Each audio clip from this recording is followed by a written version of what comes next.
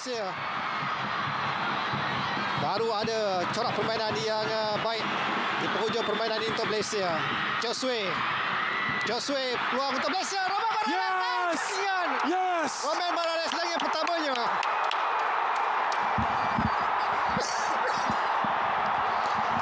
Jaringan penyamaan untuk Roman Morales di penghujung permainan ini.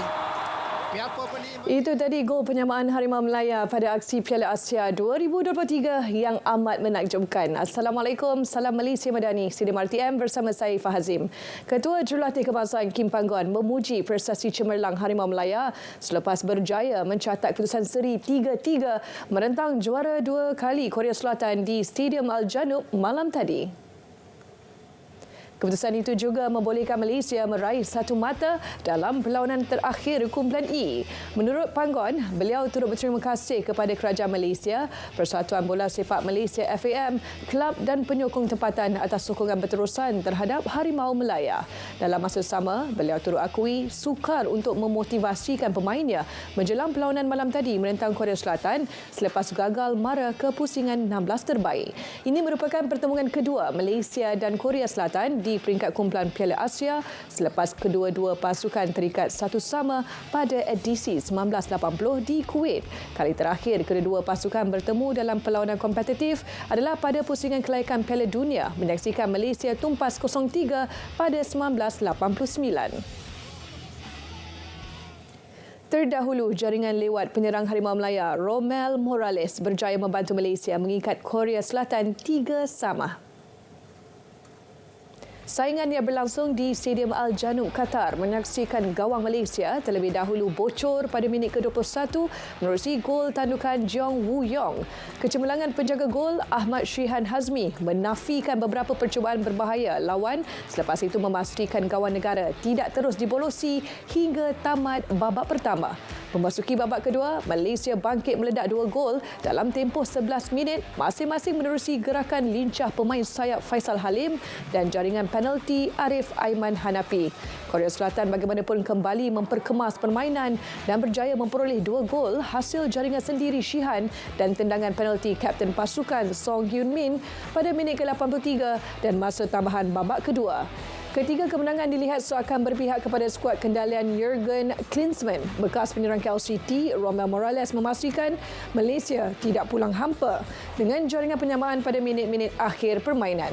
Keputusan itu boleh dianggap positif, terutama selepas Malaysia tewas dan gagal mencipta sebarang jaringan dalam 2 perlawanan terdahulu kumpulan E. Keupayaan Harimau Melaya memberikan tentangan sengit kepada Korea Selatan turut mendapat perhatian Perdana Menteri Datuk Seri Anwar Ibrahim.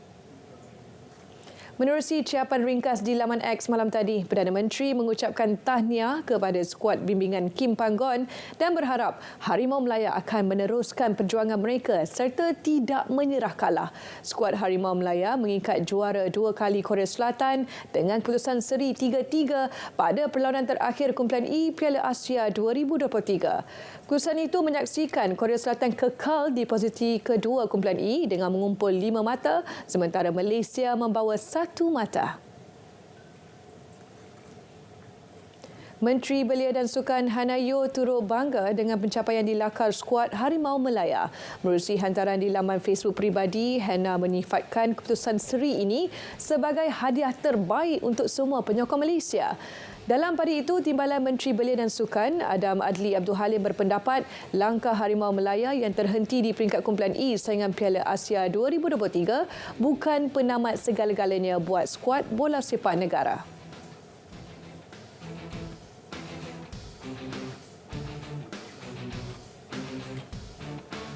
Dan di peringkat KBS sendiri kita cuba untuk adakan kerjasama dengan semua persatuan dan juga pemegang taruh dalam bola sepak ini untuk kita improve dari sudut contohnya infrastruktur dan sebagainya. Selebihnya saya yakin dengan adanya kerjasama yang lebih baik, tumpuan terhadap kualiti permainan dan strategi serta transfer of knowledge yang lebih baik antara semua pihak yang terlibat dalam sukan bola sepak, saya yakin kita dapat lihat dari masa ke semasa bigger improvement for our national football. Ini pula aksi Piala Dunia Hoki 5-11 wanita. Keputusan seri 4-3 berdepan Fiji sudah cukup untuk Malaysia mengesahkan slot kesaingan suku akhir kejohanan.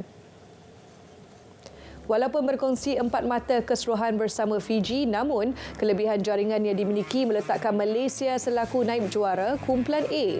Aksi yang berlangsung di Muscat, Oman menyaksikan skuad negara terlebih dahulu dikejutkan dengan gol awal Laura Bukhalidi sebelum Dian Nur Shakira Najwa Al-Wadka Nazri menyamakan kedudukan pada penghujung babak pertama. Bersambung babak seterusnya, Fiji tampil lebih garang dengan meledak 2 gol pantas masing-masing pada minit ke-18 dan 20. Malaysia tidak menunggu lama untuk menyamakan kedudukan apabila berjaya meledak gol padang menerusi Ilya Shahira Ilyas dan jaringan kedua peribadi Dian Nur Shakira Najwa Al-Wadka Nazri pada minit ke-20 dan 21.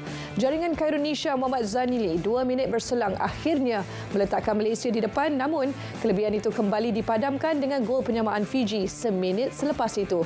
Tamat perlawanan, Malaysia 4, Fiji 4. Malaysia akan berdepan Afrika Selatan dalam aksi suku akhir yang akan berlangsung petang ini. Sementara itu, penyerang pasukan negara Nur Zafira Aziz menaruh keyakinan skuad negara mampu mencipta kejutan menewaskan Afrika Selatan hari ini, seterusnya melangkah ke separuh akhir.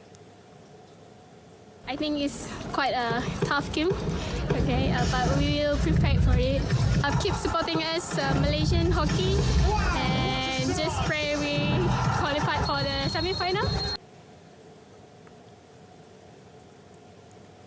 Jago berbasikal trek negara Muhammad Shafridaus Sahro mungkin tidak beraksi pada saingan Piala Negara-Negara Kesatuan Berbasikal Antarabangsa UCI 2024. Sekaligus bakal terlepas peluang menambah pungutan mata ke Sukan Olimpik Paris 2024.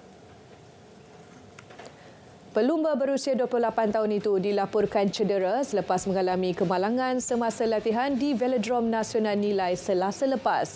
Beliau yang terkenal dengan gelaran The Terminator Shah itu sepatutnya berlepas ke Australia Sabtu ini bagi menyertai kejohanan yang akan berlangsung dari 2 hingga 4 Februari di Adelaide. Pelumba kelahiran Johor itu kini menunggu keputusan barisan kejuratihan untuk menentukan sama ada akan menyertai saingan atau tidak. Sementara itu, Shafridaus berkata beliau berhasrat mengukuhkan kedudukan meskipun sudah layak dari segi mata ke Olimpik. Pemenang pingat gangsa acara pecut dan kirin pada Sukan Asia Hangzhou 2022 itu sebelum ini meletak sasaran menyertai Nations Cup di Australia dan Hong Kong pada Mac. Merentasi pantai timur laut Semenanjung Arab yang membakar semangat perjuangan dalam memburu tahta berprestij di Asia. Detik-detik yang dinantikan kini diraikan. 24 pasukan, 6 kumpulan,